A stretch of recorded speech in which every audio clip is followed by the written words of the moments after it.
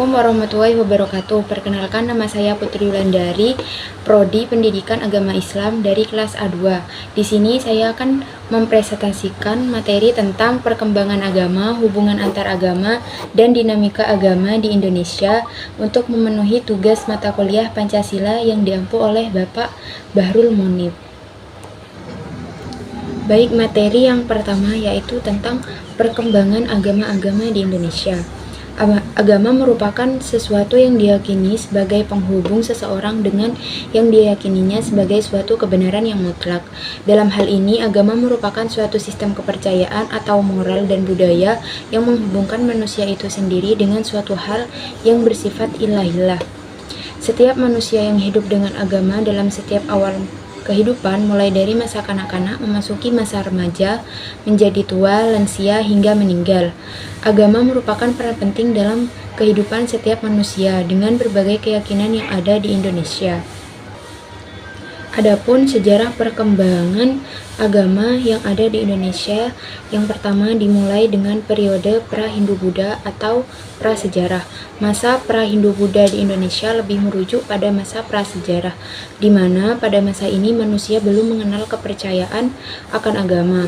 Pada masa prasejarah ini, masyarakat kebanyakan menganut kepercayaan animisme dan dinamisme jauh sebelum munculnya beberapa agama. Kepercayaan animisme ada beberapa jenis, seperti percaya pada makhluk halus yang bergentayangan, tempat angker, tumbal pesugihan, dan masih banyak lagi. Sedangkan kepercayaan dinamisme cenderung percaya pada tempat-tempat keramat yang dipercaya dapat mendatangkan kekayaan. Dengan adanya kepercayaan ini memberikan pemahaman dan peringatan kepada setiap manusia bahwa ada kekuatan gaib yang hidup di alam lain pada zaman itu. Masyarakat setuju untuk selalu mempercayai kepercayaan tersebut dengan membangun budaya tersebut sebagai bentuk atas kesadaran untuk selalu mengingatkan diri sendiri bahwa setiap manusia tidak boleh hidup tamak dan selalu mengingat bahwa ada keberadaan makhluk lain yang perlu dihormati di dunia ini. Pada abad ke-21, kepercayaan animisme dan dinamisme masih melekat erat khususnya masyarakat Jawa yang belum meninggalkan kebiasaan termasuk dalam hal kepercayaan. Meskipun zaman sudah semakin modern, masyarakat Jawa mayoritas masih memiliki kepercayaan terhadap hal-hal mistis dan kepercayaan terhadap adanya benda atau tempat-tempat yang memiliki kekuatan gaib di dalamnya. Hakikat ketuhanan manusia telah lama dicari. Ajaran agama berkaitan dengan etika dan moral yang membentuk perilaku setiap manusia. Agama juga berperan dalam mempersatukan sekelompok manusia dan mendorong perdamaian dalam komunitas tersebut. Manusia berupaya mencari keyakinan batiniah yang mengantarkan pemahaman tentang ketuhanan memiliki pengaruh terhadap kehidupan sehari-hari. Dengan adanya aliran kepercayaan animisme dan dinamisme ini, telah menemukan kepercayaan dalam bentuk kebatinan atau kepercayaan tradisional, seperti percaya pada hal-hal mistis yang memiliki kekuatan. Kepercayaan ini telah ada sejak zaman manusia purba, jauh sebelum datangnya agama yang lebih. Dengan adanya keyakinan tersebut, masyarakat siap mengabdi, memuja, dan menyembah dalam kegiatan ritual keagamaan. Manusia melakukan ritual seperti menyembah pohon-pohon besar, melakukan ritual untuk roh-roh makhluk gaib, dan sebagainya. Mereka menganggap bahwa dengan menyembah pohon-pohon besar dan roh makhluk gaib tersebut bisa mendatangkan keajaiban, mendatangkan kekayaan harta, dan mereka percaya akan hal itu. Hingga munculnya agama seperti Hindu-Buddha pun, kepercayaan semacam itu masih melekat erat dalam kehidupan masyarakat dan tidak terlupakan.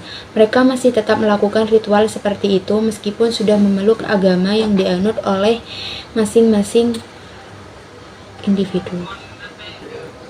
Yang kedua yaitu masuknya Hindu dan Buddha. Sebelum datangnya agama ke Indonesia, masyarakat menganut kepercayaan terhadap roh leluhur mereka. Pada abad keempat Masehi, pengaruh Hindu dan Buddha mulai masuk ke Indonesia melalui jalur perdagangan dan interaksi antar negara, salah satunya dengan negara India. Pada abad ke-1 Masehi, perdagangan yang terjadi antara India dan Cina tidak lagi melewati jalur darat tetapi beralih ke jalur laut, sehingga secara tidak langsung menyebabkan perdagangan tersebut melewati Selat Malaka. Maka dari itu, Indonesia ikut berperan aktif dalam perdagangan tersebut. Ada banyak budaya baru yang dibawa oleh India yang membuat perubahan besar terhadap kebudayaan di Indonesia. Adanya kontak dagang antara Indonesia dan India, maka mengakibatkan budaya India menghasilkan kebudayaan baru. Tetapi masyarakat Indonesia tetap tidak melenyapkan kepribadian kebudayaan sendiri. Kerajaan-kerajaan Hindu-Buddha seperti Kerajaan Kutai, Majapahit, dan Sriwijaya muncul dan berkembang pesat di Indonesia. Kerajaan ini memberikan pengaruh terhadap kehidupan masyarakat dan memperkenalkan sistem pemerintahan, hukum, dan budaya baru di Indonesia. Perkembangan kebudayaan masyarakat Indonesia pada masa Hindu-Buddha sangat beragam. Kebudayaan ini mencakup beberapa aspek seperti sastra, musik, tarian, bahasa, hingga tradisi-tradisi yang ada sejak zaman nenek moyang. Semuanya unik dan menarik. Budaya merupakan aspek penting yang ada di Indonesia karena budaya mengajarkan nilai-nilai moral dan etika. Budaya juga membentuk identitas suatu kelompok masyarakat. Dengan adanya budaya, masyarakat dapat berinteraksi dengan baik ke sesama orang yang memiliki budaya berbeda. Kebudayaan juga merupakan warisan dari para leluhur yang perlu dilestarikan dan selalu Munculnya Hindu-Buddha di Indonesia juga membawa pengaruh besar terhadap perkembangan budaya dan kebudayaan yang akan datang. Adapun faktor-faktor yang menyebabkan runtuhnya kerajaan-kerajaan Hindu pada masa peradaban, antara lain yang pertama, pewaris tahta yang kurang cakap, kedua, menurunnya kekuatan kerajaan, ketiga, lemahnya kondisi militer dan ekonomi, keempat, banyaknya pemberontakan, kelima, munculnya perang saudara, keenam, kemunduran ekonomi perdagangan, ketujuh, terdesaknya kerajaan-kerajaan kecil, kedelapan, tidak ada pengganti pemimpin yang setara, 9. Keadaan alam yang tidak mendukung. Runtuhnya kerajaan-kerajaan Hindu-Buddha ini tidak terjadi secara tiba-tiba, melainkan melalui proses yang panjang dan bertahap. Beberapa kerajaan bertahan lebih lama dibandingkan budaya-budaya lainnya, namun pada akhirnya semua kerajaan Hindu-Buddha di Indonesia mengalami kemunduran dan digantikan oleh kerajaan-kerajaan Islam. Yang ketiga yaitu perkembangan agama Islam. Perkembangan agama Islam yang datang ke Indonesia tidak berasal dari satu tempat dan tidak dalam waktu bersamaan. Islam datang ke Indonesia bersama dengan peradaban Hindu-Buddha, tetapi Islam masih belum berkembang pesat di kehidupan masyarakat. Islam mulai berkembang di Indonesia sejak abad ke-7 Masehi, sama halnya dengan Hindu-Buddha. Masuknya Islam juga dipengaruhi oleh jalur perdagangan pantai barat Sumatera. Bukti yang menyebutnya Islam masuk pada abad ke-7 juga ditunjukkan oleh berita Cina dari zaman dinasti Tang. Ada juga bukti yang menguatkan masuknya Islam adalah makam Mahligai yang berada di atas bukit dan ada sekitar 215 pasang nisan. Adapun beberapa metode penyebaran Islam di Indonesia. Yang pertama, melalui jalur perdagangan. Islam diperkirakan masuk ke Indonesia melalui jalur perdagangan sejak abad ke-7 hingga abad ke-11 Masehi. Penyebaran Islam melalui jalur perdagangan merupakan salah satu cara efektif untuk menyebarkan agama Islam karena melibatkan banyak golongan masyarakat. Masuknya agama Islam ke Indonesia diperkirakan melewati banyak cara, salah satunya ialah lewat jalur perdagangan. Sebagian besar pedagang Arab melakukan perdagangan ke India dan kemudian membawa agama Islam melewati pelabuhan di India hingga sampai ke Indonesia. Pedagang Arab menyebarkan Islam dengan pesat pada masa itu.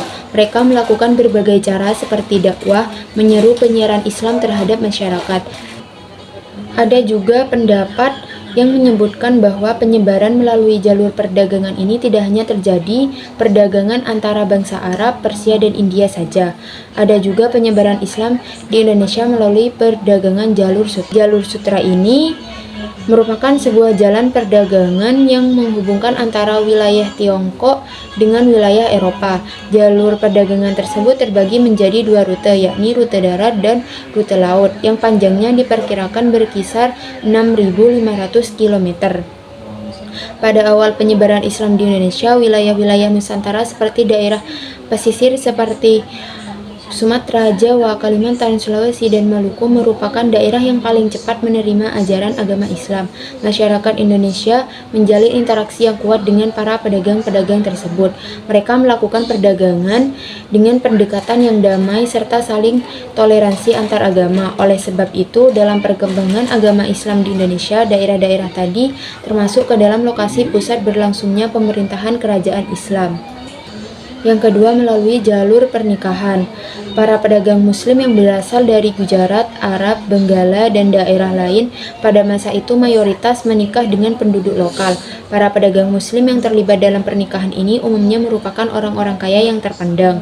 Pernikahan ini tidak hanya menjadi tanda toleransi antar agama, tetapi juga memperkuat hubungan perdagangan antara Indonesia dan dunia Islam.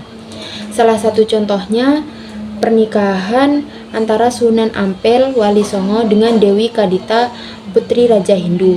Pernikahan tersebut terjadi untuk memperkuat interaksi perdagangan antar kerajaan dan kaum muslim. Mereka juga bertoleransi antar agama.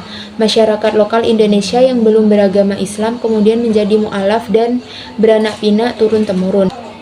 Yang ketiga, melalui jalur pendidikan. Penyebaran Islam melalui jalur pendidikan ini dibentuk oleh para dai yang mengabdikan dirinya untuk menyebarkan Islam ke wilayah baru, salah satunya Nusantara. Para dai penyebar agama Islam ini bukanlah pedagang, melainkan murni menjalankan sebuah misi untuk membawa ajaran Islam ke wilayah baru yang belum tersentuh Islam.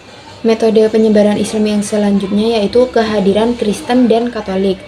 Agama Kristen dan Katolik merupakan salah satu agama yang muncul pada saat Yesus lahir ke dunia di kota Bethlehem yang terletak di Palestina. Pada awal keempat Masehi, sebuah gereja mendapatkan pengakuan resmi dari seorang kaisar Romawi, Konstantin Agung, dalam bentuk Katolik Ortodoks yang terus berkembang di luar kerajaan Romawi. Pada abad ke-9, Kristen Katolik mulai menyebar ke seluruh dunia. Perkembangan ini tidak luput dari orang-orang Portugis dan Eropa yang melakukan eksplorasi mencari rempah-rempah. Katolik Roma pertama kali menginjakkan kaki di tanah Aceh, yaitu di Ordo Kamel pada tahun 1511 dan pada tahun 1522 berada di Kepulauan Maluku. Sebelum kedatangan bangsa Portugis ke Maluku, sebagian besar masyarakat Maluku pada saat itu sudah menganut agama Islam. Oleh sebab itu, penyebaran Kristen Katolik yang dilakukan bangsa Portugis ke wilayah Maluku menimbulkan pertentangan antara penguasa kerajaan-kerajaan di wilayah tersebut. Agama Kristen Katolik yang datang ke wilayah Maluku disebarkan oleh imam laki-laki yang biasa disebut dengan pastor.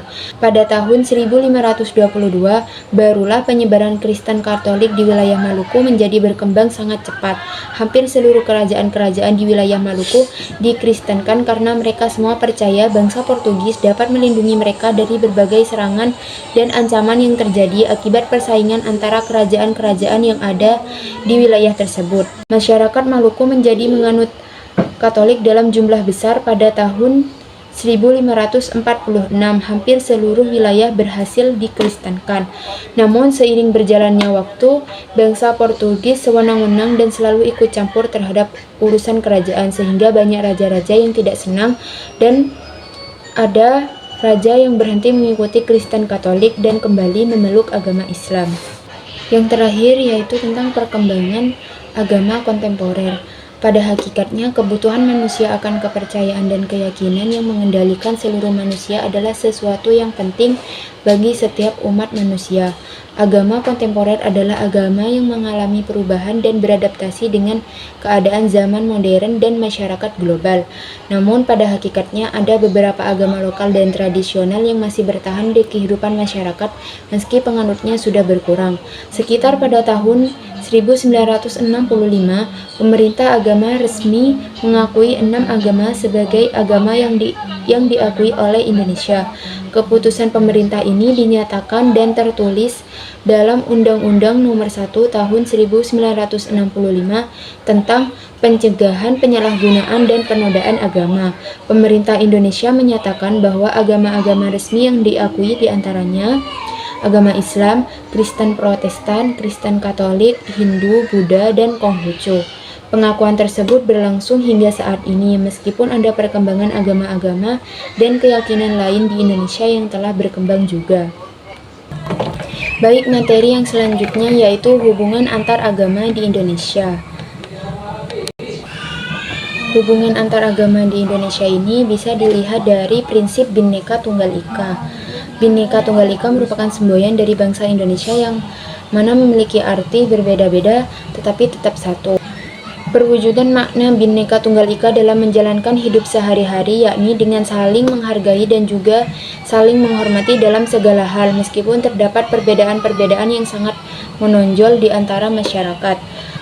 Kemajemukan bangsa Indonesia sangat penting untuk mempertahankan NKRI. Jika tidak ada persatuan nasional, maka akan terjadi persaingan antar kelompok yang berbeda mulai dari latar belakang dan lainnya. Hal ini menyebabkan terjadinya masalah dalam negeri yang akan banyak merugikan masyarakat dan negara. Dengan adanya semboyan Bhinneka Tunggal Ika ini, kita sebagai warga negara Indonesia harus menciptakan persatuan dan kesatuan agar dapat mencapai cita-cita dan tujuan negara Indonesia serta dapat membangun hubungan yang harmonis, toleran terhadap perbedaan. Upaya untuk mempromosikan toleransi melibatkan berbagai pendekatan. Yang pertama, penting untuk mendidik generasi muda tentang nilai-nilai saling menghormati melalui pendidikan karakter di lingkungan rumah dan sekolah. Baik, materi yang terakhir yaitu tentang dinamika agama di Indonesia. Dinamika agama di Indonesia sangat kompleks dan beragam, dipengaruhi oleh berbagai faktor yang menyebabkan perubahan, diantaranya faktor sejarah, budaya, sosial, serta politik. Dinamika agama di Indonesia dapat dilihat melalui perspektif Pancasila yang memiliki kaitan erat dengan berkembangnya agama di Indonesia. Berikut penjelasan dinamika agama di Indonesia dari sisi Pancasila. Yang pertama, sila pertama, ketuhanan yang Maha Esa. Sila ini mendorong semua umat beragama Indonesia yang beragam untuk menjalani kehidupan yang harmonis, damai, dan tentram, serta saling menghormati dan menghargai antar sesama umat. Sila pertama ini menjadi landasan bagi kebebasan masyarakat untuk menganut agama sesuai kepercayaan masing-masing. Yang kedua, sila kedua, kemanusiaan yang adil dan beradab. Dalam dinamika agama di Indonesia, sila kedua menegaskan bahwa kehidupan umat beragama harus selalu menghargai dan menghormati hak setiap individu yang memilih untuk menganut agama sesuai kepercayaan masing-masing. Sila kedua menuntut supaya agama tidak boleh dijadikan sebagai alat untuk menindas rakyat yang menganut kepercayaan berbeda-beda.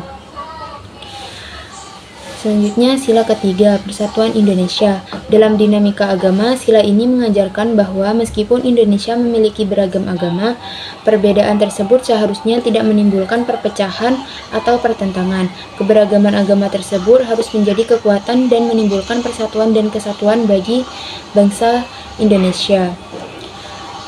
Selanjutnya, sila keempat, kerakyatan yang dipimpin oleh hikmat kebijaksanaan dalam permusyawaratan perwakilan. Dalam dinamika agama di Indonesia, musyawarah dan mufakat sangat penting dalam menyelesaikan pertentangan atau perbedaan yang terjadi antar umat beragama. Sila ini mendorong masyarakat untuk menyelesaikan segala perbedaan dengan musyawarah, agar tidak terjadi perpecahan dengan memperhatikan kepentingan bersama, bukan hanya memperhatikan kepentingan kelompok agama tertentu. Yang terakhir, sila kelima, keadilan sosial bagi seluruh rakyat Indonesia. Dalam konteks agama, sila ini menegaskan agar bangsa Indonesia menjamin hak-hak setiap individu untuk menjalankan ibadah dan menjalankan ajaran agama sesuai kepercayaan masing-masing tanpa adanya diskriminasi, baik secara sosial maupun budaya. Adapun juga beberapa aspek penting dalam dinamika agama di Indonesia, diantaranya yang pertama, pluralisme agama. Dinamika agama di Indonesia mencerminkan kompleksitas dan keanekaragaman masyarakatnya. Namun di sisi lain, pluralisme agama juga bisa menjadi kekuatan pemersatu dengan mengedepankan nilai saling menghormati dan toleransi. Tantangan terbesar yang dihadapi adalah menjaga keseimbangan antara kebebasan beragama dengan harmoni sosial. Konflik berbasis agama, baik internal maupun lintas agama, kerap dipicu oleh kurangnya pemahaman terhadap nilai-nilai pluralisme dan perbedaan yang ada. Sebagai respon terhadap tantangan ini, Indonesia berupaya menguatkan nilai-nilai moderasi beragama yang berlandaskan Pancasila. Yang kedua, perubahan sosial agama. Generasi muda di Indonesia, terutama yang tergolong dalam kelompok Gen Z, menunjukkan sikap yang lebih kritis terhadap ajaran agama. Mereka tidak hanya menerima dogma agama secara pasif, tetapi juga tertarik untuk menganalisis dan mempertanyakan nilai-nilai yang diajarkan. Hal ini terjadi karena pengaruh globalisasi dan teknologi digital yang memungkinkan mereka untuk mengakses informasi dari berbagai sumber yang berbeda. Sikap kritis ini dapat memperkaya pemahaman mereka tentang agama, namun juga dapat memunculkan tantangan bagi pemeliharaan nilai-nilai tradisional yang diajarkan oleh agama. Untuk menghadapi tantangan ini, penting bagi kurikulum pendidikan agama untuk menyesuaikan dengan perkembangan zaman agar generasi muda dapat melihat relevansi ajaran agama dalam konteks kehidupan modern. Yang ketiga, radikalisme dan moderasi agama. Radikalisme merupakan tantangan besar yang dapat merusak stabilitas nasional, terutama dalam negara yang mengutamakan pluralisme seperti Indonesia. Ancaman ini muncul dari kelompok-kelompok yang memegang pandangan ekstrim dan cenderung menyalahgunakan agama untuk membenarkan kekerasan. Dalam konteks Indonesia, radikalisme tidak hanya menjadi ancaman fisik, tetapi juga dapat mengganggu kedamaian sosial, memecah belah kerukunan antar umat beragama, dan merusak semangat kebersamaan yang telah dibangun sejak lama. Pemerintah dan masyarakat memiliki peran penting dalam menangkal radikalisme. Salah satunya adalah dengan memperkuat pendidikan yang berbasis pada nilai-nilai toleransi, inklusivitas, dan penghargaan terhadap keberagaman. Dalam konteks Indonesia, di mana keberagaman agama dan budaya menjadi bagian integral dari kehidupan sehari-hari, penting untuk mengembangkan pemahaman agama yang lebih moderat dan kontekstual. Moderasi beragama yang berfokus pada prinsip-prinsip toleransi, keadilan, dan keseimbangan bertujuan untuk menanggulangi paham ekstrim yang sering mengatasnamakan agama, khususnya Islam, dalam bentuk radikalisme. Pemerintah Indonesia melalui Kementerian Agama telah mengimplementasikan berbagai langkah untuk mendorong moderasi agama. Salah satunya adalah mengembangkan pemahaman agama yang tidak hanya tekstual atau literal, tetapi juga kontekstual, sehingga ajaran agama bisa diterima dan diimplementasikan dengan cara lebih damai dan toleran. Hal ini diharapkan dapat menggantikan paham radikal dengan ideologi yang lebih inklusif dan damai, yang sesuai dengan nilai-nilai Pancasila dan kerukunan antar umat beragama. Aplikasi keagamaan memainkan peran penting dalam membantu umat beragama menjalankan ibadah secara lebih praktis dan efisien di era digital. Berbagai aplikasi seperti Muslim Pro, My Quran, dan Saja memberikan fitur-fitur yang mendukung kebutuhan spiritual seperti pengingat waktu sholat, arah kiblat, jadwal azan, dan akses ke Al-Quran digital. Penggunaan teknologi ini memperlihatkan bagaimana aplikasi keagamaan tidak hanya sebagai alat bantu teknis, tetapi juga sebagai media yang memudahkan umat mendekatkan diri kepada Tuhan.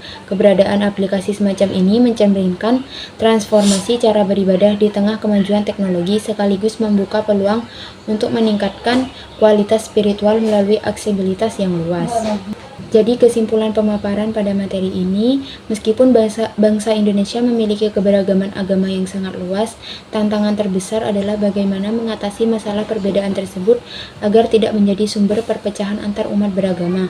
Dengan terjalinnya kolaborasi yang erat antara pemerintah, tokoh agama, dan masyarakat, diharapkan Indonesia dapat menjadi contoh teladan yang menginspirasi seluruh dunia dalam hal mempromosikan nilai-nilai toleransi dan menciptakan kerukunan yang harmonis antar umat beragama, sehingga tercipta sebuah bangsa yang damai dan penuh pengertian di tengah perbedaan yang ada. Sangat penting untuk terus mempertahankan semangat persatuan di tengah-tengah keberagaman yang ada, memperkuat pendidikan agama, dan mengedepankan nilai-nilai moderat agar masyarakat dapat memahami dan menghargai perbedaan. Selain itu, perlu juga untuk saling mendukung dan memperkuat dialog antar agama sebagai sarana untuk membangun pemahaman yang lebih mendalam serta menciptakan dinamika agama yang lebih positif dan konstruktif bagi kemajuan bangsa yang mampu menghasilkan kerukunan dan kedamaian di dalam kehidupan masyarakat beragama. Sekian penjelasan dari saya, kurang lebihnya mohon maaf. Wassalamualaikum warahmatullahi wabarakatuh.